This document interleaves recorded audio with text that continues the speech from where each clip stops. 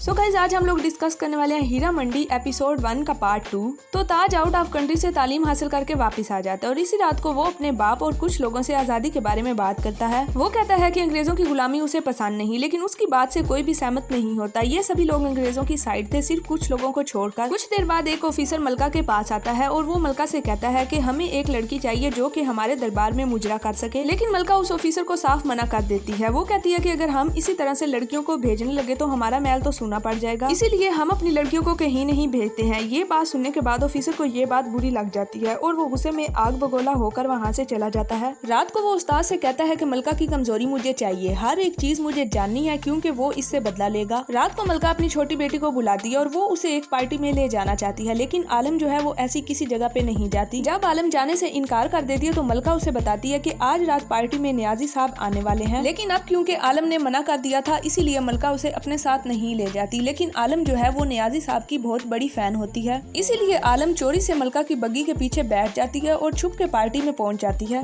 नियाजी साहब जब मुशायरा वगैरह कर रहे होते हैं तो आलम छुपके से वो सारी शायरी अपनी डायरी में लिख रही होती है और तभी यहाँ पे ताज की नजर आलम पे पड़ती है और ताज को आलम से पहली नजर में ही प्यार हो जाता है। वो उसी वक्त आलम के पास जाता है और इससे बात भी करने की कोशिश करता है, लेकिन पार्टी खत्म हो जाती है, इसीलिए सभी के जाने का वक्त हो जाता है। लेकिन ताज यहाँ पे पूरी पार्टी में सिर्फ और सिर्फ आलम को ढूंढता है, लेकिन उसे आलम तो नहीं मिलती पर इसकी माँ मलका मिल जाती है और मलका ताज को कहती है कि उसे हीरा मंडी आना चाहिए क्योंकि वहाँ पे कुछ ऐसी चीजें हैं जो तुम्हें बहुत ज्यादा पसंद आएंगी। जिसके बाद दिखाया जाता है कि आलम जो है वो मलका की बग्गी के पीछे बैठकर वापस आ जाती है, लेकिन ये बात मलका को मालूम पड़ जाती है कि आलम उसकी बग्गी के पीछे बैठी थी, इसीलिए मलका आलम को सजा देती है और सजा के तौर पर आलम की डायरी और उसकी सारी किताबों को जला देती है क्योंकि मलका उनकी माँ कम और रानी साहिबा ज्यादा है। जिसके बाद दिखाया जाता है कि बेबो जान को वली साहब से मालूम होता है कि शहर में कुछ बागी हैं जो कि अंग्रेजों के खिलाफ हैं, आजादी के लिए नारे भी लगा रहे हैं और धरने भी दे रहे हैं और कहीं ना कहीं वो शूट का ऑर्डर भी देने वाले हैं। अब बेबो जान आलम के साथ कुछ किताबें खरीदने के लिए जाती है क्योंकि मलका ने उसकी सारी किताबें जला दी थी, इसीलिए वो आलम के साथ एक बुक शॉप में जाती है और वहाँ पे बुक्स देखती है और यहाँ पे बेबो जान एक बुक मांगती है।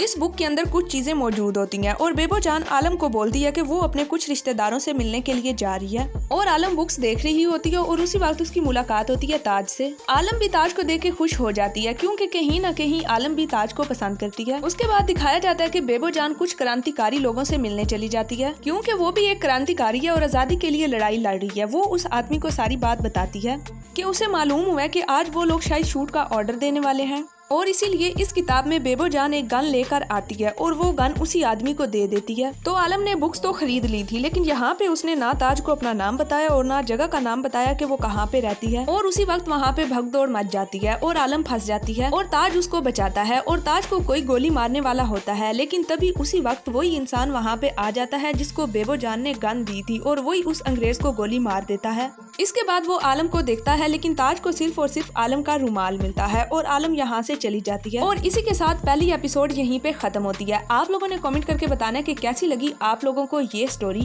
और आप लोगों की क्या राय है इस बारे में हीरा मंडी को लेके, तो कमेंट सेक्शन में मुझे कमेंट करके जरूर बताइएगा। और अगर आप लोगों को मेरी वीडियो अच्छी लगी है तो चैनल को कर दे सब्सक्राइब और वीडियो को कर दे लाइक। शुक्रिया।